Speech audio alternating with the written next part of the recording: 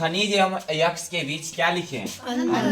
अंतर। तो अंतर एक ही नहीं लिखे, दो नहीं, जितना भी अंतर आप लिख सकते हैं, कोई दिक्कत उसमें नहीं है। खनिज एवं यक्ष में निम्नलिखित अंतर है। इधर हम खनिज लिखे तो इधर क्या लिखे हम? यक्ष। अगर आपसे कोई पूछे खनिज किसे कहते हैं तो आप डायरेक्ट एक ही आंसर देना, क्या मालूम है? प्राकृतिक यौगिक को क्या कहते हैं? प्राकृतिक यौगिक को क्या कहते हैं? तो प्राकृतिक का मतलब पहले से बना हुआ, उसको बनाने की आवश्यकता नहीं है।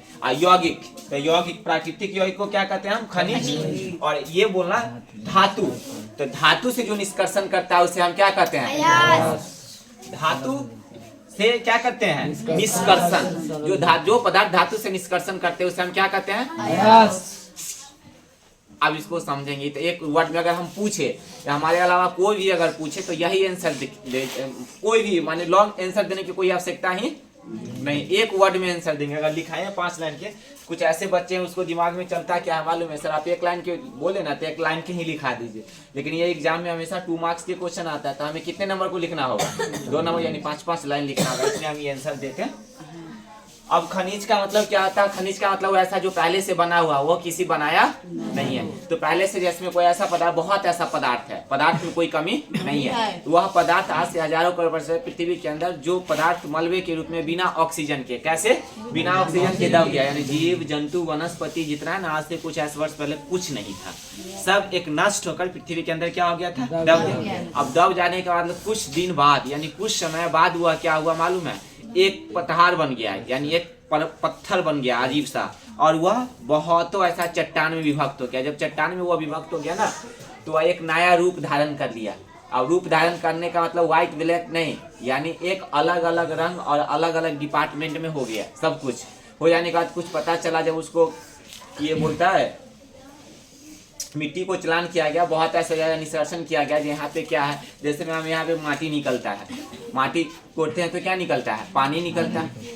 तालाब में पानी है, कुछ ऐसा देश है वहाँ पे क्या है? पेट्रोल है, वहाँ पे क्या है? डीजल है, ये सब है। तो उसी तरह बहुत ऐसा किया गया ना, तो देखा तो कहा ये अवरक है, बहुत ऐसा ऐसा चट्टान है, तो ये सबको अलग अलग कर दिया गया, सभी को अलग अलग कर दिया गया। अब अलग अलग करने के वजह से यहाँ से देख लो 300 या 150 किलो, 300 या 400 किलोमीटर होगा कोलकाता, वहाँ पे एक जगह है रानीगंज, ठीक ना, वहाँ पे क्या है? खदान, क्या चीज का? कोयला का। वहाँ पे खाना जाता है तो क्या निकलता है? सिर्फ कोयला। झारखंड है, वहाँ पे एक ऐसा जगह, वहाँ पे अगर खनाई होता है, मिट्टी जैसे में खनता है, तो वहाँ पे क्या निकलता है? कोयला के बड़े बड़े चट्टान निकलता है।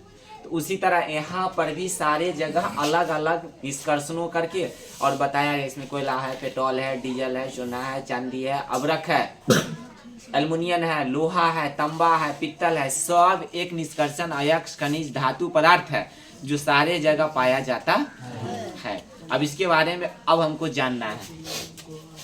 खनिज, तो खनिज का मतलब आप पहले से जान गए, जो प्राकृतिक है। खनिज क्या है? प्राकृतिक है, यानी वह पहले से बना है, उसको बनाने की कोई आवश्यकता, ऑटोमेटिक वो बना हुआ है।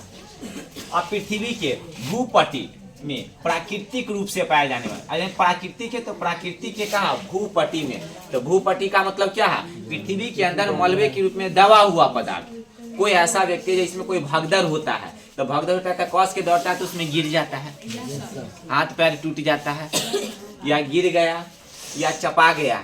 अभी भूकंप आएगा, एक बार सब भागेगा, सिर्फ हम नहीं भागेंगे, सब लेकिन भागेगा ना।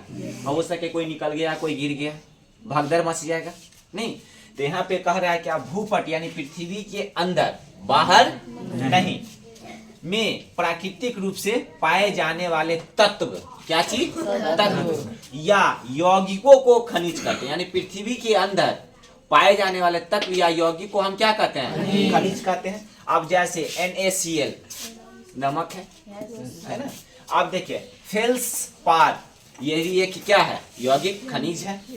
अबरक, आप जानते होंगे, अबीर, अबीर जानते हैं ना, रंग नहीं, अबीर, अबीर अलग होता है और रंग क्या होता है? अलग अलग। तो अबीर में देखते होंगे होली में या ऐसे कोई फेस्टिवल पड़ता है या सरस्वती पूजाने वाला, उसमें देखेंगे तो उस पर अबीर में चिमकी चिमकी टाइप के रहता है, ठीक है ना, उसको अबरक कहा जाता है। बिहार के भी कुछ ऐसा जिला है, वहाँ पर भी यह प्राप्त होती है, वहाँ पर भी मिलता है।